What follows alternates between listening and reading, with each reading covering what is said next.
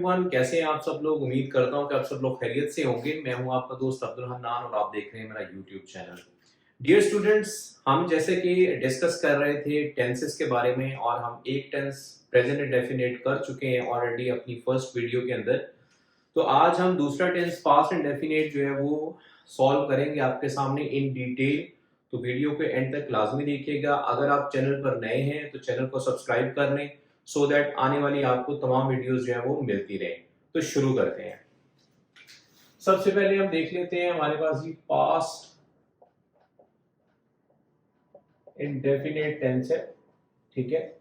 Normally हम इसकी उर्दू में पहचान जो है वो सबसे पहले देख लेते हैं कि हम इसको उर्दू में कैसे रिकॉग्नाइज कर सकते हैं। उर्दू में इसकी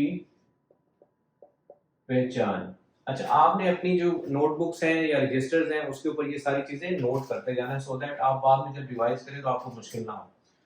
तो किसी भी जुमले के आखिर में अलिफ, छोटी ए और बड़ी ए, जब किसी भी जुमले के आखिर में ये आए, फॉर एग्जांपल जैसे कर लेते हैं मैंने एक खत लिखा, तो ये अलिफ आ रहा है, ठीक है। उसके बाद मैंने चाय बनाई, छोटी है, ठीक है। इसी तरह हम कल लाहौर गए, ये बड़ी है आगे, ठीक है। तो ये इसकी एग्जांपल है। आपने इस तरह इसको रिकॉग्नाइज करना है, आखिर में छोटी ये होगी, बड़ी ये होगी या अलिफ होगा। अब इंग्लिश में देख लेते हैं कि इंग्लिश में इसका क्या मामला होगा। जैसे कि मैं टेंस लिखता हूं, हम डिस्कस करे थे आई गो टू स्कूल, इसी तरह हम देखेंगे पास्ट इंडेफिनिट में वो हो जाएगा आई वेंट टू स्कूल। तो क्लियरली ये हमें बता रहा है कि ये यहां पे सब्जेक्ट है plus second form of verb है, सेकेंड फॉर्म ऑफ वर्ब इसमें यूज होता है प्लस ऑब्जेक्ट, ठीक है। तो ये हमारे पास इसका फॉर्मूला आ गया, ठीक हो गया जी। उसके बाद हम इसके अंदर जैसे हम उसमें डू और डस का इस्तेमाल करते थे तो इसी तरह इसके अंदर वी विल यूज डिड। और तीसरी बात इसमें आपने नोट करनी है कि जब हम वहां पे डज यूज करते थे तो जो फॉर्म में हमने एस और ईएस लगाया होता था उसको हम रिमूव कर देते थे और फर्स्ट फॉर्म रहने देते थे।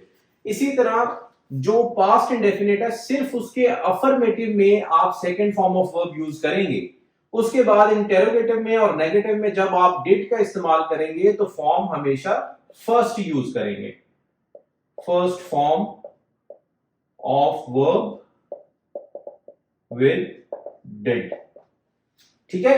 ये आपके कुछ रूल्स हैं जिसको आप नोट डाउन कर लें, ठीक है। इसके बाद मैं आपको प्रॉपर इसकी एक्सरसाइज बताता हूं अफर्मेटिव, नेगेटिव और इंटेरोगेटिव में, ठीक है।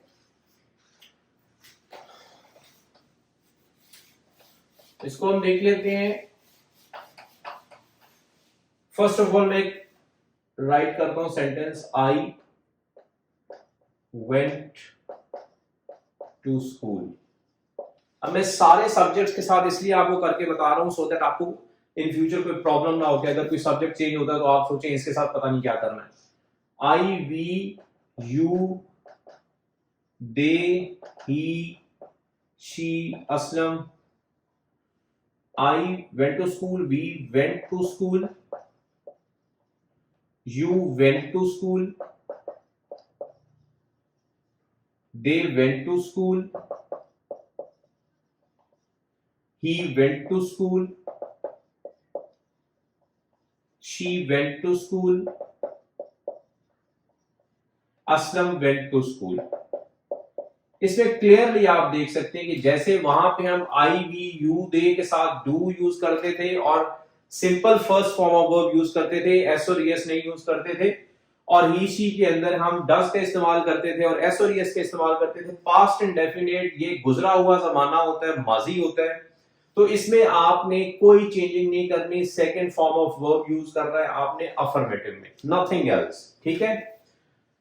उसके बाद इसी का आप जब नेगेटिव बनाएंगे, I did not go to school, अब आप अपने नोट्स को देखें, जो आपने पहले फॉर्मूला लिखा, मैंने आपको बताया कि जब डिड यूज होगा, अब इसमें उसमें डू और डज यूज होता था, इसमें सिर्फ डिड यूज होगा और आपकी जो फॉर्म है वो फर्स्ट हो जाएगी instead of second.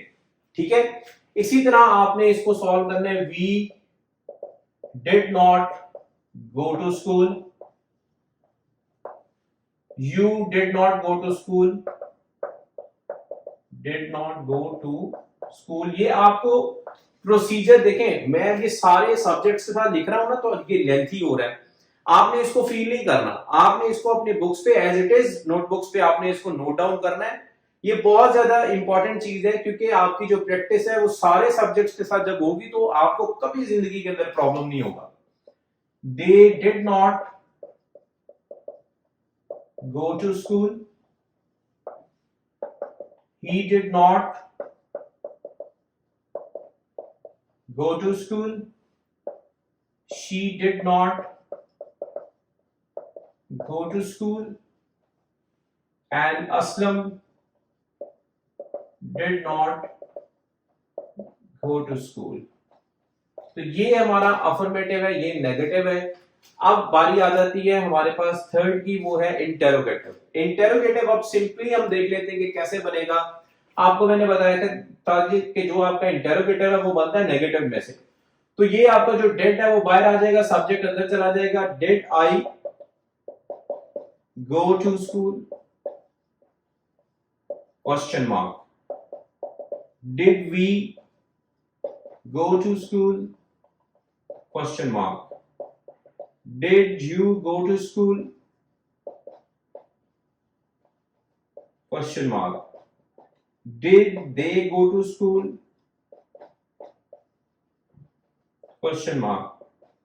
Did he go to school?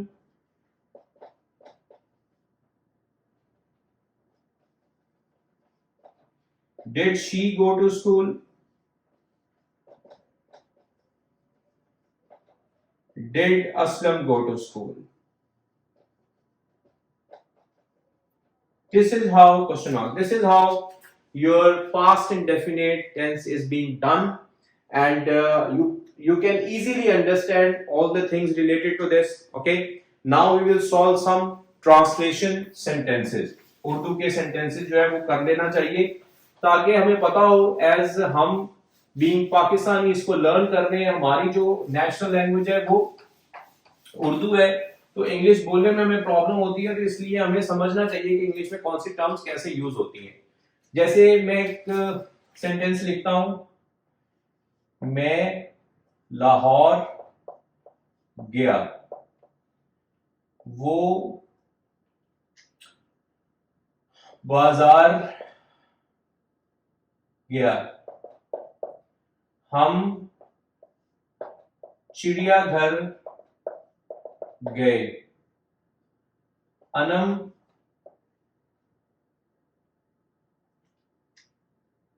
खाना, अनम ने खाना नहीं, किरण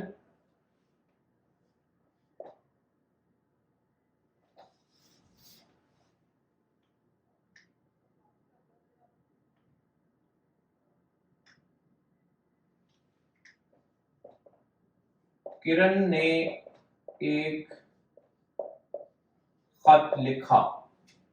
ठीक है, अब सबसे पहले जो है वो मैं लाहौर गया, आई वेंट टू लाहौर। वो बाजार गया, ही वेंट टू मार्केट और बाजार। हम चिड़ियाघर गए, वी went to zoo। किरण ने खत लिखा, किरण wrote a letter। इसी तरह जब इसका आप नेगेटिव देखेंगे तो I went to लाहौर बन जाएगा, I did not go to Lahore. ये went जो है वो फर्स्ट फॉर्म में जब आएगा तो go हो जाएगा, क्योंकि go, went, gone ये फॉर्म्स ऑफ वर्ब है, ये फर्स्ट फॉर्म है, सेकंड, थर्ड। तो I went to Lahore, I did not go to Lahore, did I go to Lahore, ठीक है, ये इसके नेगेटिव इंटेरोगेटिव होंगे। और उसके बाद ही वेंट टू बाजार और market, he did not go to बाजार और market, and did he go to बाजार और market. He went to zoo, he did not go to zoo, did he go to zoo. Kiran wrote a letter, Kiran did not write a letter because write, wrote, written, first form, second form, third form. So ये second form first हो जाएगी, Kiran wrote a letter, Kiran did not write a letter, did Kiran write a letter, question mark. So this is how आपके ये जो sentences हैं वो change हो जाएंगे negative और interrogative के अंदर, और इस तरह आपने इसकी translation करनी है। I hope you understand. If you are new to the channel, please subscribe the channel and wait for the next video. We will discuss third tense future indefinite. Till that time, stay blessed. Thank you. Allah Hafiz.